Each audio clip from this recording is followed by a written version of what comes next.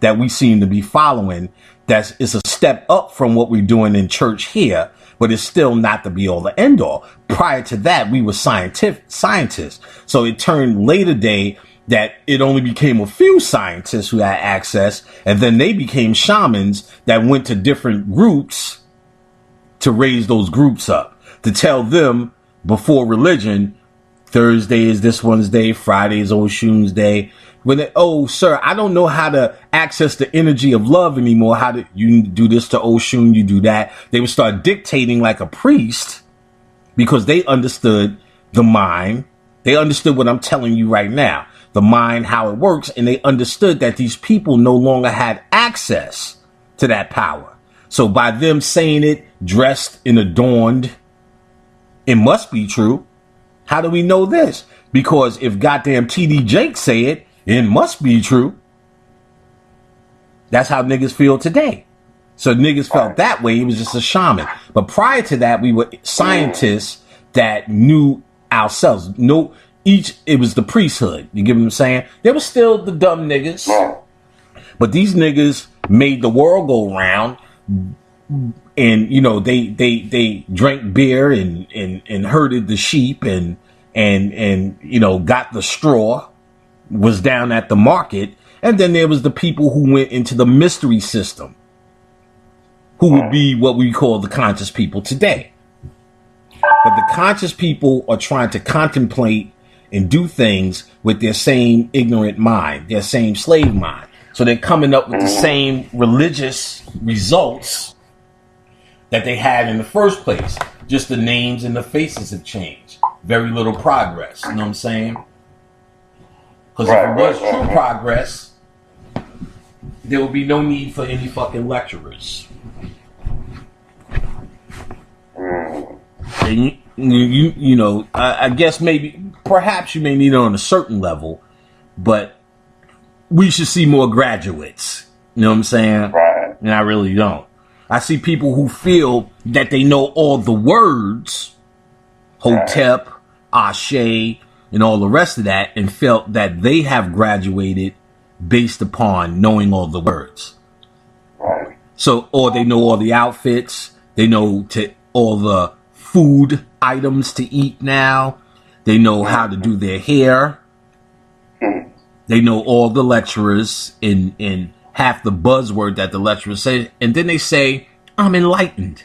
You're not enlightened, you're just at the top of the social chain. Enlightenment is a personal thing, a personal realizations, not group realizations. You're not going to get it in the group. This is actually at the core of what they call the left-hand path. The right-hand path, people have made this bad and good. That's folly. That's not true. The right-hand path is the path of normalcy. Whether that normalcy be dysfunction as church, or that normalcy be a certain amount of function as an African culture. The movie Shaka Zulu is a perfect example. He was taking the left-hand path. Not necessarily because he was a cult, but he was. For two reasons. They show you him having visions and dreams from the spirit world in the movie. And not only that, I've talked to him personally. Because there's a certain level of your mind you can talk to any energy. So he was a cult. But in the movie, they showed that he took the spear and cut it in half and said, this is how we'll go to war. Take off those sandals. This is how we go to war. They showed his mother, for all you beloved Africa follows, she didn't have a husband in the movie, and they treated her like a fucking dog just because she didn't have a husband. Right. And that was the angst that got him out of normalcy. How they treated he was born from a king that treated his mother like a whore. So that's enough when you're born to say, this is no longer normal. Surprisingly, there's a lot of homosexual niggas who's conscious and follow my shit. There's a lot of niggas is like, yo, Panic, I'm gay. Does that have anything to, they'll ask that question, especially on MySpace when it wasn't Facebook where you know everybody. And then it started to occur, and they're kind of the more smarter ones. Then it kind of occurred to me, I said, I get it. When they chose a style or a life that is not normal, where we could look at them and say, hey, regular guy, it puts them in a thinking position of, well, what is normal? You get what I'm saying? The moment they sucked their first dick, they had to say, well, this is odd. You know what I'm saying? And once they said this is odd, they had to question, because, you know, everybody's going to tell them that's wrong. Get some pussy.